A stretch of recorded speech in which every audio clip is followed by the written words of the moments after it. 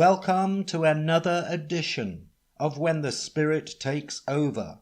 Here we analyze aspects of human consciousness which appears to exist outside the familiar constraints of time and space. A potential of spirit which appears to take over as we cross from one realm into another.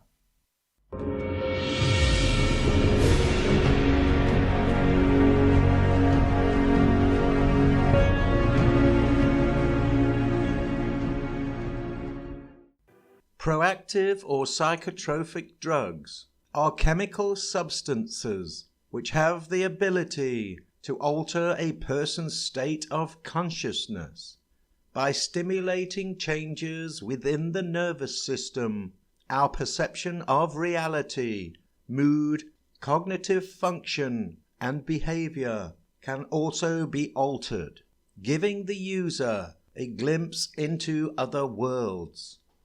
Drugs are able to bring humans into the neighborhood of divine experience and can thus carry us up from our personal fate and the everyday circumstances of our life into a higher form of reality. It is, however, necessary to understand precisely what is meant by the use of drugs. We do not mean the purely physical craving.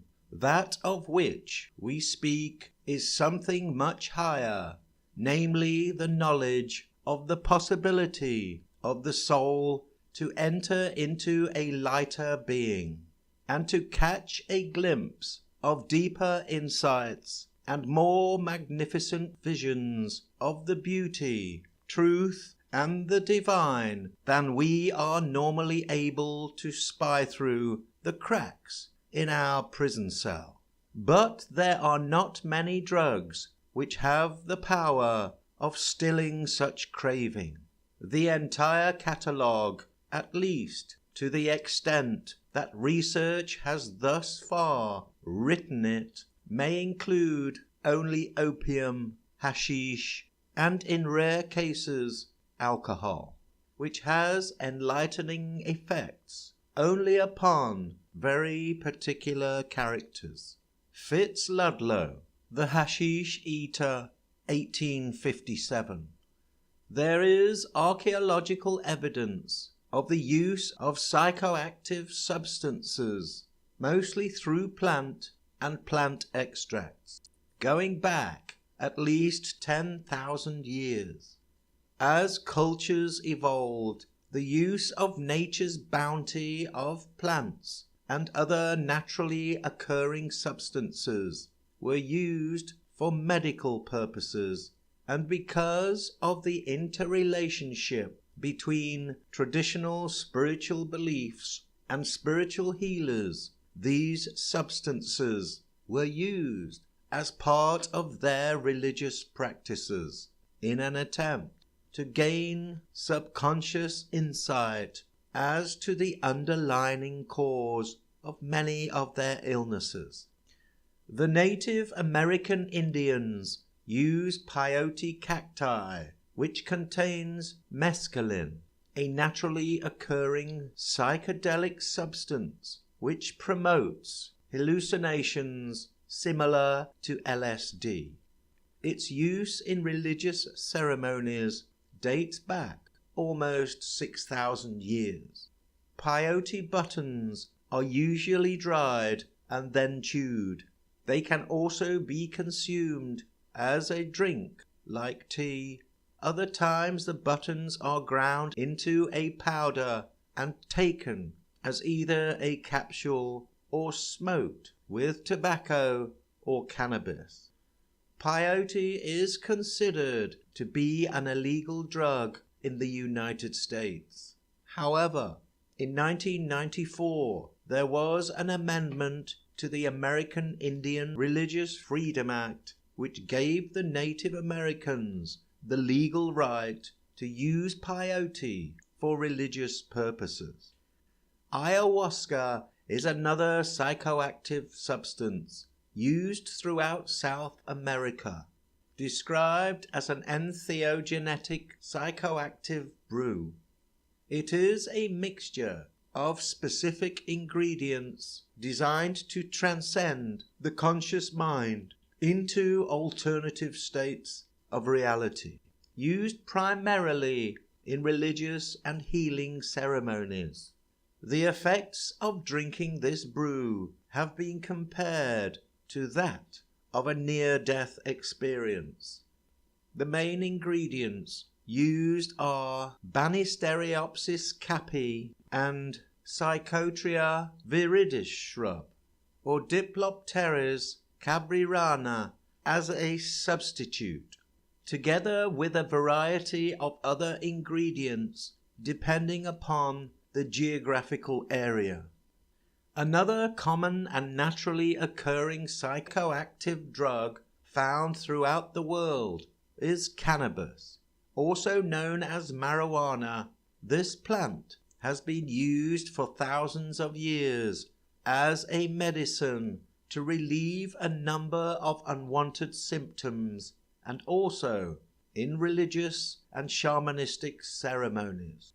Although cannabis has a long history of use, modern governments have proactively tried to restrict its use, suggesting that it is a gateway drug into a life of addiction and self-abuse. However, many people who use the plant do not agree with their government's stance on its limitations, suggesting alcohol is far more dangerous to a person's overall health. Amanita muscara, also known as fly agaric or fly amanita, is a psychoactive mushroom which originated around temperate parts of the northern hemisphere. The Amanita family of mushrooms are some of the deadliest mushrooms in the world, containing chemicals which can easily kill a person. Although the Amanita muscara is part of this family of mushrooms, its deadly potential is limited. It contains ibotenic acid and muscimol, both psychoactive compounds. It also contains a dangerous chemical called muscarine, which is usually present in only relatively small amounts, but because each mushroom contains varying amounts of these chemicals, they can still pose a risk when eaten. During the Middle Ages, the mushroom was used to kill flies. Chopped up and mixed with milk, it would attract flies and then poison them. Reindeer have a particular liking for these mushrooms.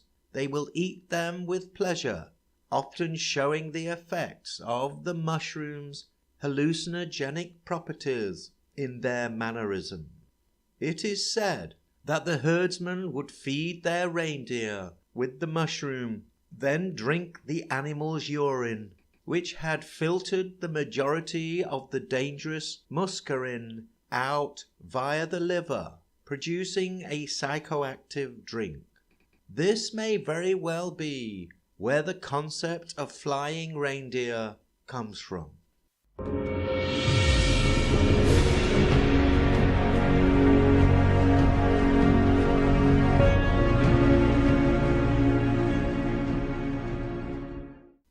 A few years ago, Brian Rose, an American-born former banker and founder of London Real Television, took a trip to Costa Rica to participate in an intensive experience with ayahuasca. Although Rose had taken the drug before, those occasions didn't have the profound impact that he was looking for, and agreed to try a more concentrated version. Shamans in the old world would consume the ayahuasca brew as part of their traditional ceremonies when trying to gain insight into a person's affairs. Once under the influence, the shaman could see with greater depth and clarity what deep-rooted problems could be causing the recipient's discomfort. Only relatively recently has the ayahuasca experience been made available to people outside the shamanistic traditions. After taking the brown liquid, Brian Rose lay down, accompanied by his shaman guide and a couple of friends who had also taken the brew. After some time, the drug began to take effect. I sat back and had the most profound experience of my entire life. It was slow to set, but after it happened, I was really in a lot of physical pain and trauma. The medicine was going through my body. I was feeling tormented. I was feeling like I was barely making it. At this point, Rose connects with an alternative consciousness as though he had merged with Gaia, who was about to reveal to him his full purpose in life and his relationship to other life forms that exist in this reality. He describes it as being totally dissolved, with every atom in his body fragmented and spread out into nature. After a few hours, in this new state, his body began to purge the toxic mixture which made him throw up. When hallucinating under psychotropic drugs, time appears different, loosening its rigidity, becoming kind of variable, as though 1 hour seems like 10 hours or even 10 days. The thinking processes of the mind race to accommodate thoughts at varying rates, giving the perception of being out of step with time. After the initial purging, Rose said that a personal version of the 10 Commandments were revealed to him, areas in his life which he needed to work on to improve his overall balance with nature and the people in his life which were close to him. The first one was just complete disillusion, what it was like to be completely dissolved as a human being, what it was like to be part of nature, what it was like to actually die, the emotions that were involved in that, the whole cycle of life that you see in Gaia, whether it's animals eating animals or plants decaying into insects, and how, in fact, a human death is not really significant, only in your mind. We are just part of this higher ecosystem, which just keeps going and going. Each ayahuasca experience is unique to the individual. It is as though they connect to a part of themselves which is timeless, their higher self, if you will, and a level of consciousness which sees things holistically.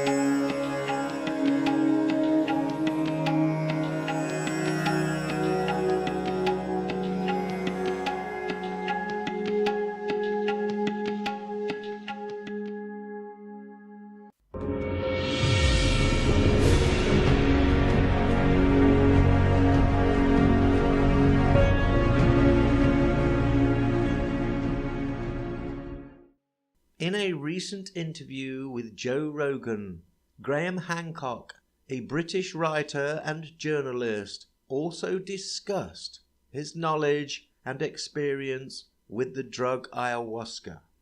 The entities which you encounter, I'm not making any claims about the reality status of these entities, but what I am saying, and it's a fact, that people who work with DMT and ayahuasca do encounter what they construe to be entities, who communicate with them intelligently. Ayahuasca is an example of ancient Amazonian science, taken from the 150,000 different species of plants and trees living in the Amazon.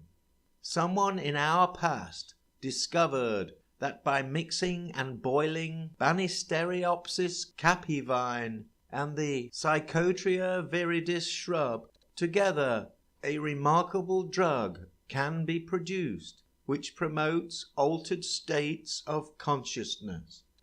The active ingredient in ayahuasca is DMT, which is normally neutralized within the gut by an enzyme called monoamine oxidase. However, the ayahuasca vine contains a monoamine oxidase inhibitor which switches off the enzyme in the gut, allowing the DMT to penetrate into the blood. Ayahuasca means the vine of the dead, and what it's connected to in South American religious and spiritual thinking is what happens to us when we die. The Tucano people native to the Amazon have a similar belief in the afterlife as to the indigenous people who lived in the Mississippi Valley. Both believed that when ayahuasca is taken, the journey embarked upon takes the recipient into the realm of the afterlife. Moreover, they believe that on actual death, the soul ascends to the constellation of Orion, where it will then transit over to make a journey along the Milky Way, which they call the Path of Souls. Here challenges and ordeals are encountered in which the soul must account for the life it has just lived. This belief is almost exactly the same as the Egyptian belief concerning the departed soul. Ayahuasca allows us from the land of the living to take a glimpse into alternative realms of the afterlife, where it is possible to communicate with other entities. This is technology for assessing the levels of reality, and it's clear that the Native Americans had a number of advanced technologies in this area. Hancock suggests that the Amazonian technology allowing people to transcend this reality is part of the legacy inherited by various cultures around the world from a remote common ancestor which was more or less destroyed in a global cataclysm thousands of years ago. He also suggests that there could be a connection between the artwork and geoglyphs found in these places and some ancient shamanistic visions. In 1938, Albert Hofmann developed the drug LSD while working on new drugs to stimulate the circulation of blood throughout the body. As a Swiss-born chemist, he worked at the prestigious lab of Sandoz, a large pharmaceutical company in Basel, Switzerland. After the creation of LSD-25, the initial studies showed limited promise, so the drug was shelved for a number of years. 5 years later, in 1943, while synthesizing a new test sample, Hoffman accidentally absorbed some of the LSD liquid through his skin, making him feel quite strange. He recorded in his notes a remarkable restlessness combined with a slight dizziness. Concerned with his condition, Hoffman went home early to relax and monitor his situation and experience. He wrote, "Fantastic pictures, extraordinary shapes, with intense kaleidoscopic plays of colors." The next morning Hoffman felt fine. Furthermore, on return to the lab, he decided that he would take a small amount of this new substance in a loosely controlled experiment. The following Monday, April the 19th, 1943, Hoffman ingested 0.25 milligrams of LSD-25. 40 minutes later, he began to feel the effects and asked his lab assistant to help him get home. However, due to the restrictions placed on motor transport throughout World War II, the only transport available was a bicycle. This famous journey, the first cycle trip on acid, is now known as Bicycle Day and is now celebrated all around the world on April the 19th by fans and followers of Albert Hoffman and LSD. At home, Hoffman was able to totally absorb his experience. His family were away for the week, allowing him to fully explore his profound psychotropic experience unmolested. At one point, as he lay on his bed, he describes how his conscious perspective was lifted up and out towards the ceiling, where he was able to view what he thought was his dead body. Colors became vibrant and vivid, forming kaleidoscopic images, together with hallucinations of all kinds of magical and wonderful shapes. To his surprise, he woke up the next morning feeling remarkably refreshed, like a rebirth. He went outside into his garden to find everything was sparkling with life. Although the drug did not work as a circulatory stimulant, Hoffman and his colleagues at Sandoz came to the conclusion that the drug had great potential as a tool for studying how the mind works. Each individual who experiences LSD enters another reality. He enters another world, seemingly even more real than actual reality. Until that day, I had always thought there was only one reality. Suddenly, I was experiencing another. LSD is just a tool to turn us into what we are supposed to be. Through my LSD experience and my new picture of reality, I became aware of the wonder of creation, the magnificence of nature, and the animal and plant kingdom. I became very sensitive to what will happen to all of this and all of us.